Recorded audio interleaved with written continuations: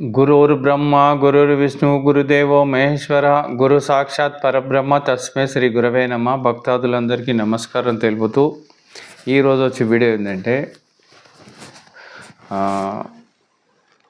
సిద్ధప్ప వరకవని జ్ఞానబోధి.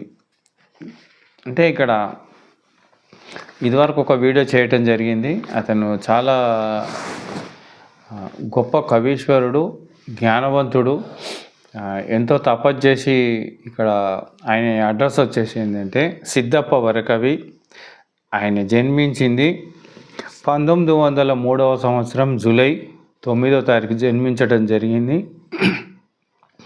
అలాగే ఆయన తనువు చాలించింది, మరణం అంటారు కదా, అంటే పరంపది చెందిన రోజు 1984వ రోజు మార్చి 23వ తారీఖు ఆయనే పరంపది అంటే శరీరం వదలటం జరిగింది. మొత్తము 81 సంవత్సరము ఆయన బతికినట్టు తెలుస్తుంది.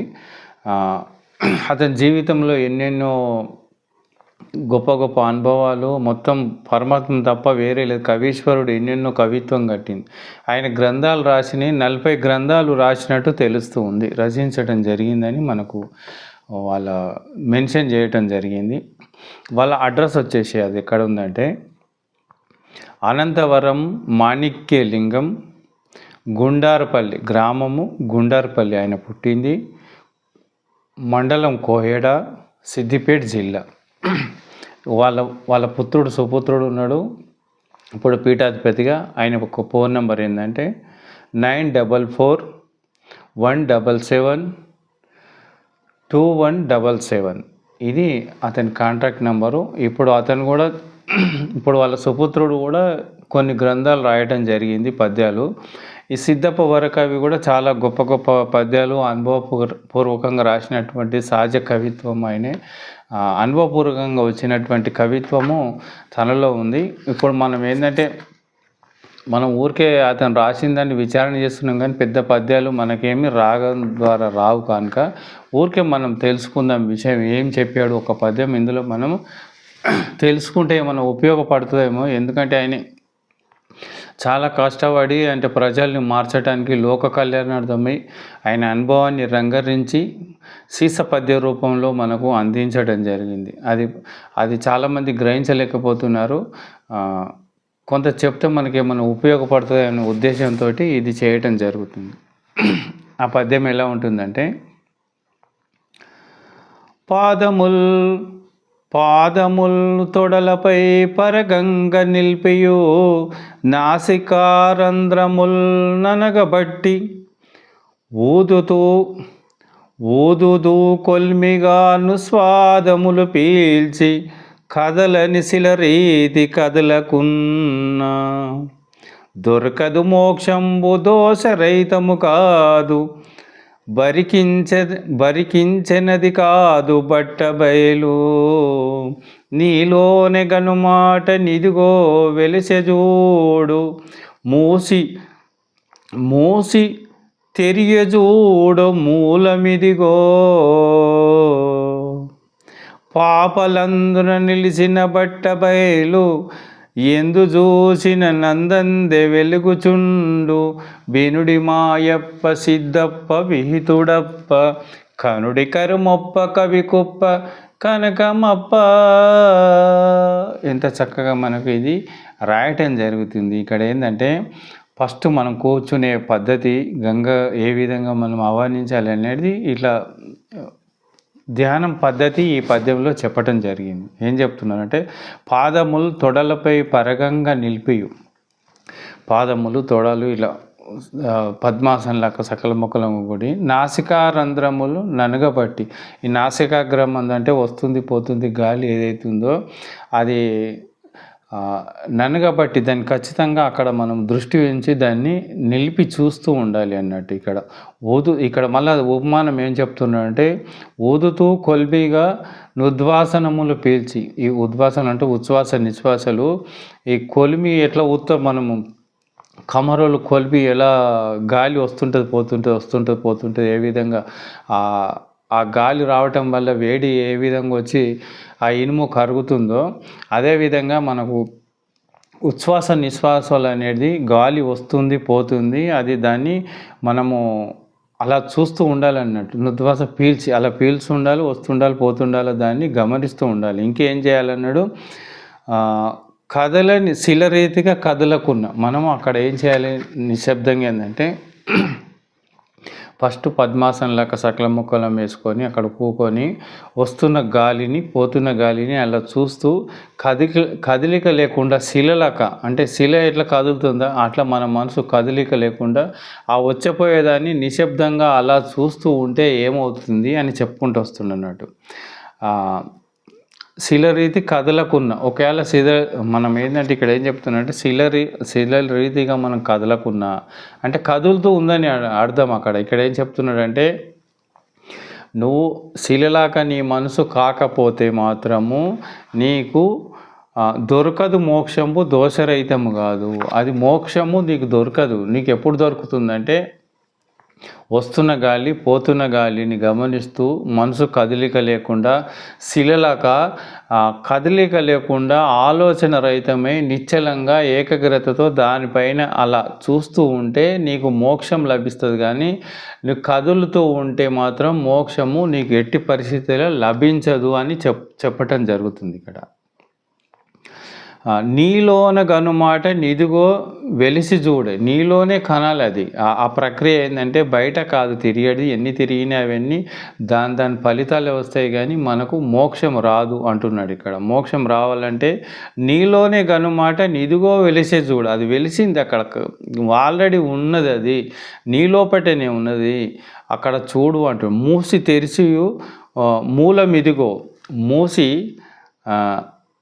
తెరియ చూడు మూలం ఇదిగో. మూసి నువ్వు తెరియ చూస్తుంటే ఇంకా లోపల మూలం ఏదైతుందో వాస్తవం ఉంది, అది నీకు క్లియర్గా అనుభవంలోకి వస్తుంది అంటున్నాడు.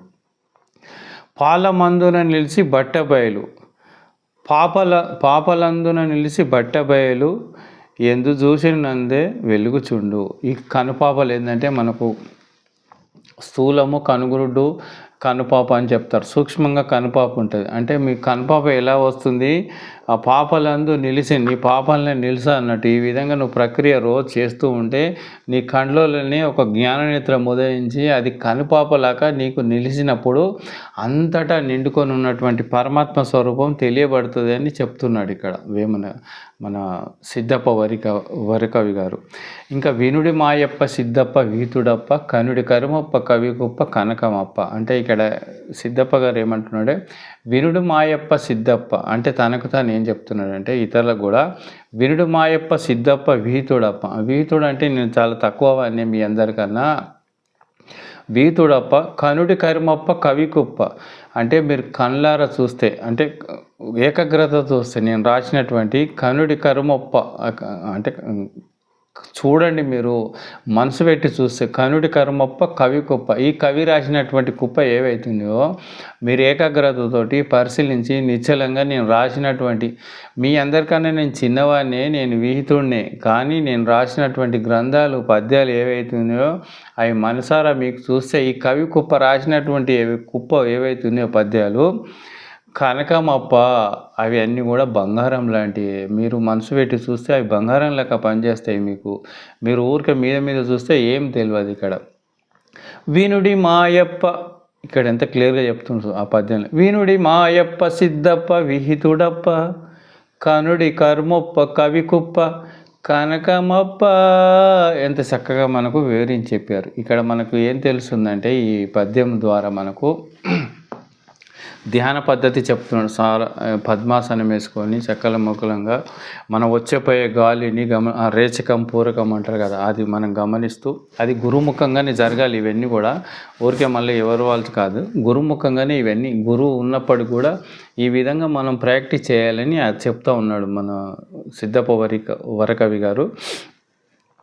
అంటే ఫస్ట్ స్టార్టింగ్లో ధ్యానం కూకున్నప్పుడు పద్మాసనం వేసుకొని వస్తున్న పోతున్న గాలిని దాన్ని ప్రదర్శన చేసి, అంటే కదలిక లేకుండా మనం ఎప్పుడైతే ఏకాగ్రతతోటి నిశ్చలంగా దాన్ని చూస్తూ ఆలోచన రహితమని చూస్తూ, అంటే కదలిక లేకుండా శిలలకు అయినప్పుడు మనకు అప్పుడు అందులోని విషయం అర్థమవుతుంది. కళ్ళు మూసుకున్నప్పుడు లోపట ఉన్నటువంటి ఏదైతే ఆ మూలం ఉన్నదో ఆ మూలం మనకు అర్థమవుతుంది. ఆ మూలం అర్థమైనప్పుడు కనుపాప లోపట మనకు క్లియర్గా అంతటా ఉన్నట్టు కనపడుతుంది, సందు లేకుండా. ఇట్లా ప్రహ్లాదుడు ఏం చెప్తాడు, ఇందుగలడు అందు లేడని సందేహము వలదు, చక్రి సర్వోపగతుండెందెందు వెతక చూసిన నందెందిగలడు దానవాగ్రని వింటే అన్నాడు. అంటే ఎక్కడెక్కడ చూసినా కానీ అక్కడక్కడనే ఉన్నాడు, సర్వజ్ఞ సర్వేంతర్యామి, అంతటా భగవంతుడు నిండుకొని ఉన్నాడు. కానీ ఫస్ట్ మనలోపట్నే వెలగాలి, వెలిగినప్పుడు అంతటా కనపడుతున్నాడు అన్నాడు. ఇక్కడ సిద్ధప్ప వరకవి కూడా అదే చెప్తున్నాడు.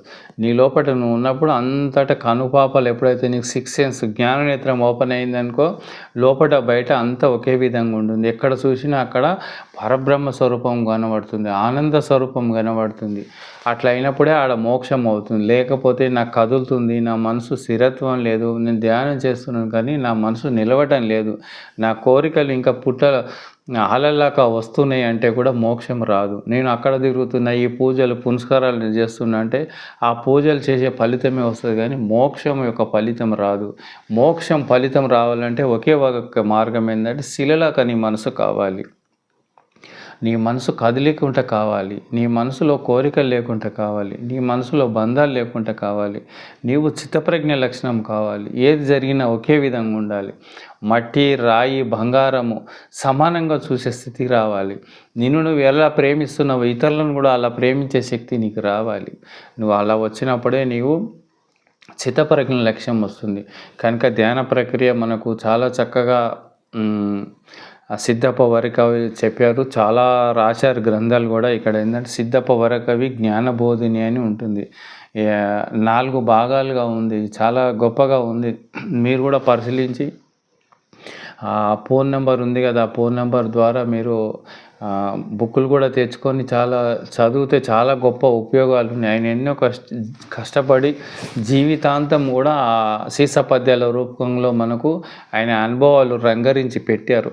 అది మనం ఓపికతోటి పరిశీలించి చూస్తే మనకు చాలా ఉపయోగాలు ఉంటాయని ఈ సందర్భంగా తెలుపుతూ నేను సెలవు తీసుకుంటున్నాను. జై సద్గురుదేవ.